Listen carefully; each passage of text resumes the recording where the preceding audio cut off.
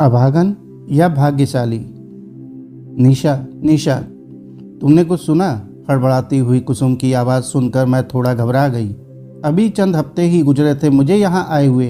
मैं ना तो किसी को जानती ही थी, ना ही ऐसा मौका ही मिला था। क्या हुआ कुसुम?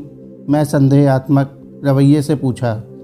तो उसने बहुत ही दुख भरे लफ्जों में कहा, वो मंदिर वाली आंटी नहीं रही। मंदिर वाली? ओह, मैंने अपने दिमाग पर जोर दिया। फिर याद आया, साईं बाबा के मंदिर की सीढ़ियों पर किनारे की ओर एक वृद्धा बैठा करती थी।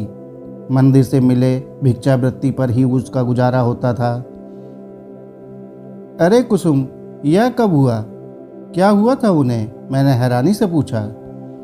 बुखार था, फिर शायद हार्ट अटैक। पुलिस आई हुई है। ओह, बहुत ही दुखद। भगवान उनकी आत्मा को शांति प्रदान करे। हाँ निशा, पता नहीं कौन थी, हमेशा वहीं रहती थी। रात में पीछे बने हुए शेड में सो जाया करती थी। ना जाने उनका क्या इतिहास है। अब पुलिस क्या ढूंढ पाती है, देखते हैं। थोड़ी देर बैठकर कुसुम चली गई। मेरे दिमाग में कई बातें घूमने लगी। कुसुम और मैं एक ही ऑफिस में काम किया करते थे। 2 साल पहले उसका ट्रांसफ़र हो गया।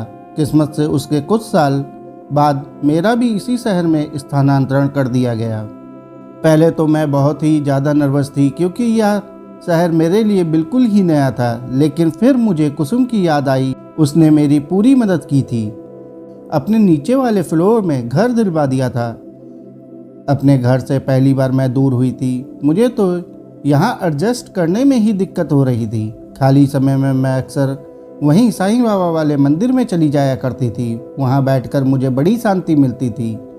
वहीं मंदिर के किनारे एक बुजुर्ग आंटी बैठा करती थी, बिल्कुल ही सफ़ेद बाल, चेहरे पर झुर्रियाँ। कुछ दिनों के बाद धीरे धीरे हमारी जान पहचान होने लगी थी। वैसे तो वह कभी कुछ नहीं कहा करती थी, लेकिन धीरे धीरे हमारी पहचान होने लगी तो मैं ऑफिस जाते समय उनके लिए भी अक्सर टिफ़िन ले जाया करती थी। उसके बदले में वे मुझे ढेर सारा आशीर्वाद दिया करती थी, पर कभी मैंने उनसे उनके बारे में पूछा नहीं और ना ही उन्होंने मुझे अपने बारे में बताया। थोड़ी देर मैं अनमनी सी रही, फिर तैयार होकर मैंने कुसुम को फ़ोन किया। कुसुम, एक बार मंदिर चले क्या? आंटी को एक बार देख लें। बिल्कुल ठीक कहा तुमने निशा, चलो चलते हैं। मंदिर में काफ़ी भीड़ थी। कुछ देर बाद आंटी को देह संस्कार के लिए ले जाया गया। मंदिर ट्रस्ट के लोगों और आसपास के सोसाइटी के लोगों ने ही अपनी तरफ से पैसे खर्च कर आंटी के दाह संस्कार और श्राद्ध का इंतजाम किया था। वहाँ लोग कह रहे थे 2 बेटे हैं आंटी के, दोनों अमेरिका में सेटल हैं। बुजुर्ग दंपत्ति अकेले रहते थे। पहले उनके पति की मृत्यु हुई। रिश्तेदारों ने धोखे से घर हथिया लिया। बेटे बहू पूछते तक नहीं।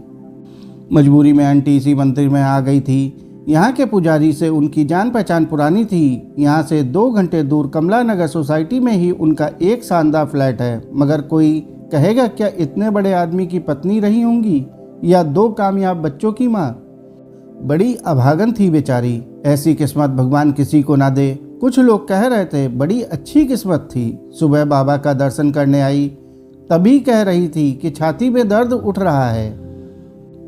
जब तक लोग समझते वह वहीं गिरी और ढेर हो गईं। कितनी किस्मत वाली थी, बाबा के चरणों में उनके प्राण निकले। किस्मत और बदकिस्मती मेरे दिमाग से ऊपर चला गया, परंतु मैं वाकई हैरान थी, पूरी तरह से स्तब्ध। क्या ऐसा भी होता है किसी महिला के पास सब कुछ है मगर उसे अनाथों की तरह रहना पड़े? कम से कम उनके दोनों बेटे वृद्धाश्रम तक तो पहुंचा देते। ना जाने क्या मजबूरी रही होगी उनके दोनों बेटों के पास। तभी राम नाम सत्य है, राम नाम सत्य है की आवाज़ मेरे कानों से टकराई।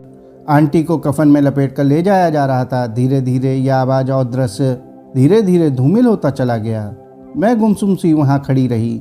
3 दिन बाद प्रसाद बटेगा, सब लोग आकर प्रसाद ले लेना और उस अभागन को आशीर्वाद दे देना, उसकी आत्मा को शांति मिले। पंडित जी वहाँ खड़ी उसी भीड़ से कह रहे थे। अभागन मैं मन ही मन बुदबुदाई। फिर कुसुम के साथ अपने घर की तरफ लौट आई। साथियों, आपको यह कहानी कैसी लगी कमेंट करके जरूर बताएं। कहानी अच्छी लगी हो तो कहानी को लाइक और चैनल को सब्सक्राइब कर लें। धन्यवाद।